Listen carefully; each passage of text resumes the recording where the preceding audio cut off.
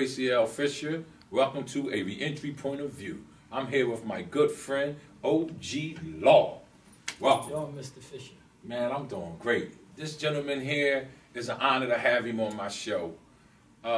He's not an activist. He's a pro-activist. And I like that. Explain to them what that is. Well, you know, when you're in prison, you know how it is. You got a lot of time to sit there and think about things and like figure it out in detail. So instead of counting the days, I made the days count by sitting in there thinking. So when my body couldn't move, my mind was moving, and my mind told me that I need to do something about this prison system. And when I thought about it, it was like, I'm going to be an activist. So what I realized was, when I had time to think, that an activist is one who sees the problem and does something about it. That's, in essence, reactiveness, because we are waiting for something to happen before we engage. What's his name? Jesse Epps once told me, an ounce of prevention is worth more than a pound of cure. So proactivism is getting in front of the problem.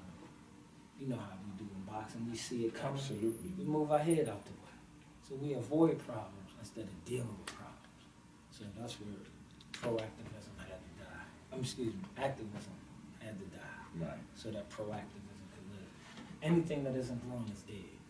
So yes, activism was necessary to get started. But now that we're past the civil rights era and all that, it's not time for activism anymore. We caught up to the problem. Now it's time for proactivism. That's getting in front of it, turning around and stopping it. That's what it is. So let me ask you this, since this being a reentry show and you and I both has been incarcerated before, what's your mind frame on the reentry of individuals returning back to society? I believe that reentry in Philadelphia specifically as the birthplace of America, and looking at it even from a national perspective, reentry is right now foolishness until people like us correct it. Because right now it's the Department of Corruption, not corrections. And I just think that reentry is, when you got, 82% of the people who come out of prison are back within the first year. Taxpayers, I think, should really question them if the government is frauding them. Because they think when I say jail is for suckers, that I'm talking about the people in jail. The people who pay for prison don't realize that the government is selling you something that you haven't received yet. How could you have a department of corrections, not one office? This is not the office of corrections. This is a department, a state department of corrections. This means it's a whole bunch of offices and people working towards fixing the problem. If I'm repaired, corrected, when you let me out of prison, then I guess the state should be the first people to give you a job, to allow you to re-enter. Because you should know that your Department of Corrections work. So re-entry is based upon the Department of Corrections. People don't realize that once a judge sentences you, he loses his power to help you. It goes to the Department of Corrections. They decide whether you get out.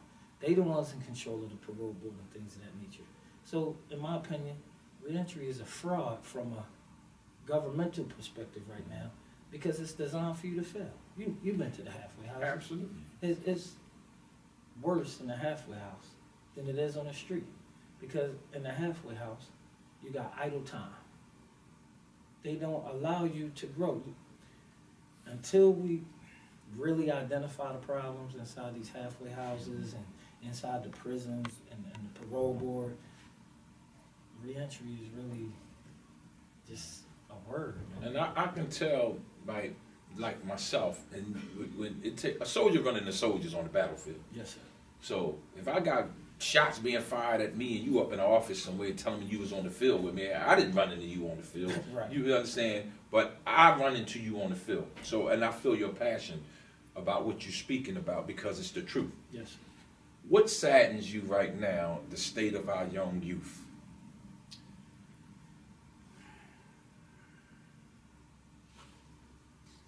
Oof, that's a heavy question because It need to be asked. okay.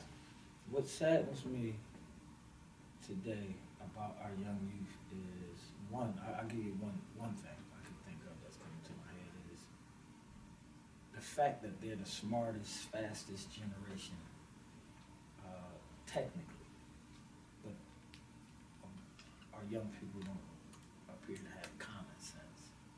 Common sense is not common right now.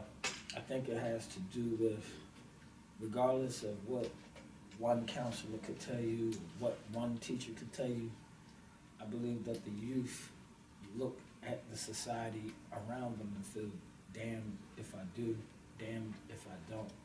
And the messages I'm receiving from being on the ground, putting my fingers on the pulse of the problem, is that the young people are expressing that the reason why they don't listen to older people is because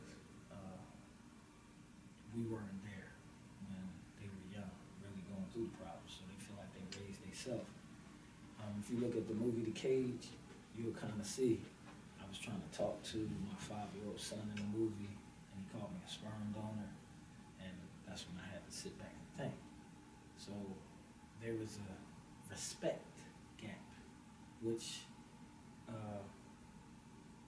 removes the opportunity for us to educate the young people on how to slip punches and avoid the pitfalls and the obstacles that's coming at them. We could tell them how to, oh, that's getting ready to come, but when you don't respect it, you do what you will, and then you get hit with a problem. And right now, strength to these young people is, look how hard I got hit, and I'm still standing. That's hurts me with the young people because they think Mayweather ability to duck is luck. They don't understand you can move your head 6 inches and get out of the way almost any punch. You shouldn't brag on being hit. Our young people are in a mind state like that, even though they're the fastest generation online. They say stuff like, I wish we could go back to the days when the police used to just beat our ass and send us home. That's not what they're supposed to do either. So, you know, even though you're smart and fast and got more information than I ever had as a child and everybody else, your common sense about how you're supposed to be treated in this country is gone. They don't realize that this is America, the land of the free, the home of the brave. They don't understand how the Constitution works on their behalf, so they just fuck the law. You know what I'm saying? I don't even want to know, which makes them an ignorant criminal. I mean, even if you're going to be a criminal, you know how it go when you go to the parole board. If you don't have your GED, if you don't go through all that, you're going to have to go back to school and do it again. So, yeah, you got Facebook and Instagram, and you can ask Google any question and get any answer you want fast. You know how to talk, you know how to do this and all that. But you don't know how to avoid a bullet in your head. You don't know how to avoid a prison cell. And what we learned, Tracey, is that it ain't as hard as you would think. No. Because I'm sure somebody owe you money today. Absolutely. And I'm sure that the reason why they ain't pay you is because the work you're doing. Absolutely. I'm going through that as well. But look at us. At our age, we prove to the young people that there's nothing more powerful than a changed mind. And we changed our minds. That's 100% right there. And look at us out of prison. Absolutely. So, you know, And you actually built the prison, correct? no, I built the unprison. Unprison. Explain that to my audience. We are now raising money to complete the building of the world's first unprison cell. It's the only jail on the planet Earth. In other words, if you went up space and traveled around the planet and looked down, you would only see one jail cell in this whole world that's designed to keep you and your family out of prison. I call it a one-shot deal. I call it the School of Hard Knocks. We're in the ground stages, so we already have the unprison cell. When we did have a truck, it was very effective in the streets. What happened to the truck? Because we have an audience here that cares about stuff that don't even know what you do. So let's explain to them, you know, so that way, if any help is needed, Yes, sir. they can actually deliver that help. Amen. Okay, well, first then I'll say GoFundMe.com/OGLAW. GoFundMe.com/OGLaw. That's the easiest way to donate, and you could go right on the GoFundMe and see your dollars, and you could go right on Facebook and see the work being done with your dollars. Absolutely. We're also rescuing, I have to do this because they're connected. Okay, so the School of Hard Knocks is like the ambulance, and 4821 Germantown Avenue, the Underground Railroad station, is actually the Underground Railroad, been there since 1742. That's the hospital. See? So we could go out with the unprison cell and go get the people in trouble and then bring them back to the Underground Railroad for some sanctuary. That's what it was for. If you define sanctuary, it's a safe place. That's it. So with the unprison cell, what happened was I have people who see me in an orange suit, and on sight they would think I'm a clown or just an angry person without a message. But what they don't understand is God has given me a way to prevent crime without a gun, without a vest.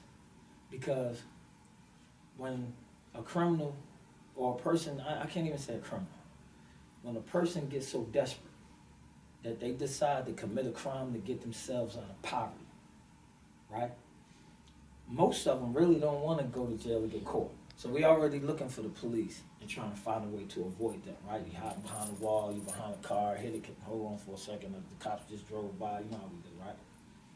But you don't go out to commit a crime expecting to see somebody walking down the street with your 2 chains on, the real 2 chains.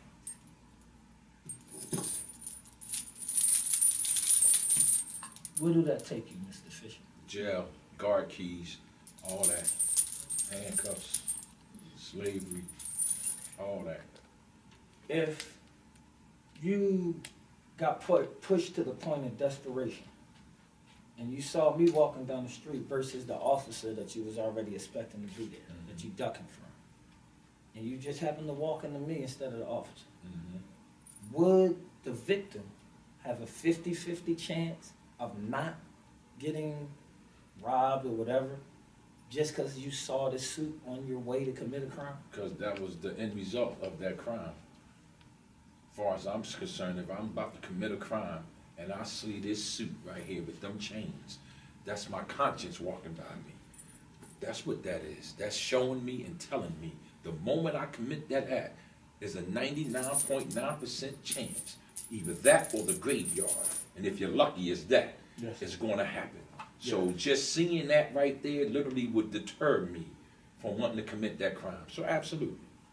So now you can see where when I say the hearse is also Absolutely. I had the hearse, remember? Yeah, So I now you remember got that. jail and death driving down your street. And what I learned was when I had the hearse, hey OG, what's up? Can you take me to the store? Yeah, get in the back of the hearse. Man, you tripping. Oh, I ain't getting in the back of that car. But you listen to Biggie Smalls, you said you was ready to die. You put yourself in a deadly situation, and then when I drive down the street with a hearse, you want to ride with me? Yeah. This means you ain't keeping it real. You ain't really ready to die. Because if you was ready to die, you would definitely want to get inside the hearse. I mean, you got a skeleton hat on, Yep. death on your mind. You know what I'm saying? You got the skeleton on your shirt. That means death in your heart. But when I pull up with the death, The real I death. got the shovel in the back, the pickaxe. What's up? You got dirt on the shelf. Yeah. You know what they tell me? No, gee, I ain't getting that down. Is it fresh dirt?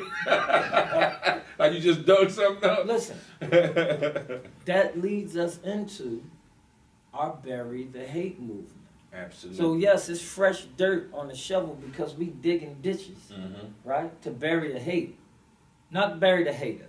Yeah, listen. Bury the hate, not the hater.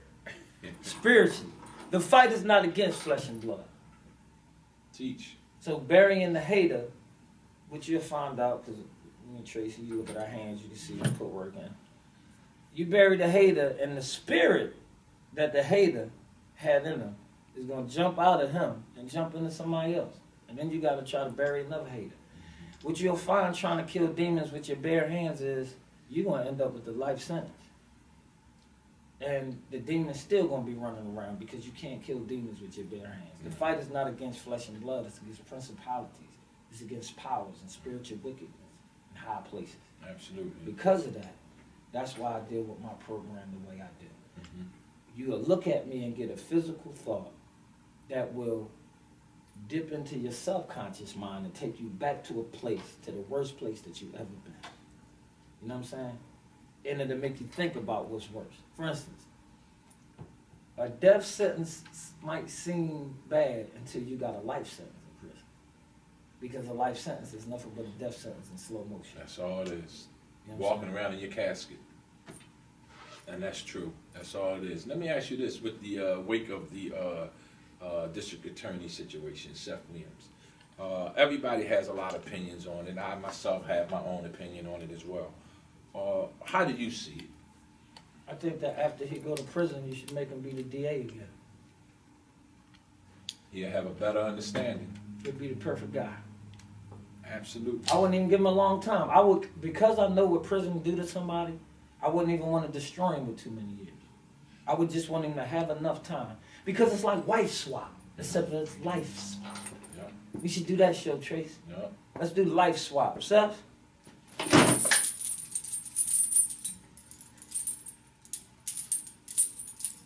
All them people you was pointing the finger at, you got 3 of them pointing back at you. But this is the dean of the School of Hard Knocks. I have to teach the truth. The truth is, you know and I know that Harrisburg has a book written. It's in the Black's Law book that says that long sentences of imprisonment tend to work against rehabilitating the individual. Absolutely. So, Seth, I will do you better than you done some of my brothers, because my goal is not to destroy, but to rebuild. So if you have to suffer, 6 months is good enough for a dude like that. He's going to go and drive him crazy. Mm-hmm. He's going to have way more pressure than everybody else just because of what his name is. Yep. So if we ain't trying to kill him, and that ain't my intent, but to teach him something, it would be better. You would have the best DA in the world if you let him do that 3-6 months and come out of jail and put him back in the seat. And I actually agree, because one thing, my argument is this, as far as with reentry period, I believe we should be treated the exact same way we treated when we first go to jail, when we come home. Because when we first go to jail, we don't have to fill out an application for a job. They already got one for you. You don't need an access card. They already got food for you. You don't need to go to HUD to get housing. They got a bed for you. You don't need Obamacare or Donald Trump care. They already got that there for you. Why? Because it was already structured and set up for you. So why isn't society structured and set up for you to come home and be productive? It's only to be productive in near, not out here. So my big thing with the government hand in reentry, that's why I'm so independent, is this. There's no way in the world you got $1 trillion industry.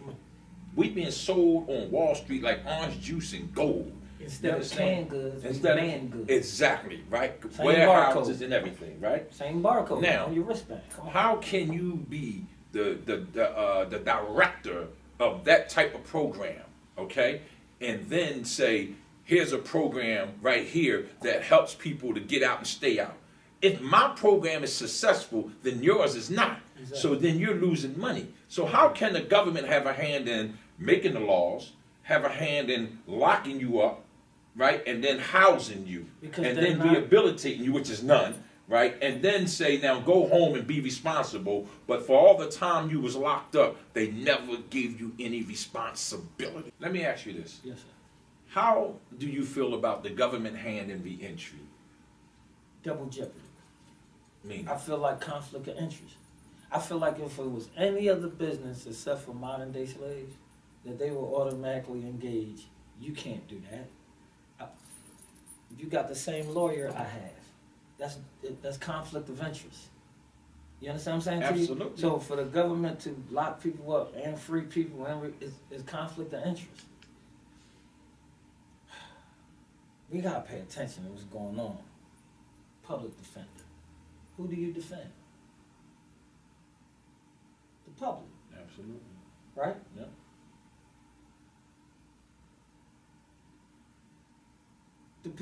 Who are you defending the public from? Criminal. I'm a criminal. You don't have the criminal defender. You got the public defender. So what you're saying is, you giving me this 20 to 40 deal because you want to defend the public from me. No deal. You understand what we're dealing with? 100%. I mean, and that's just a microcosm inside of this. And you know thing. how That's I a great use this? example of how it works against itself. If you look at the OJ trial, right? The first one.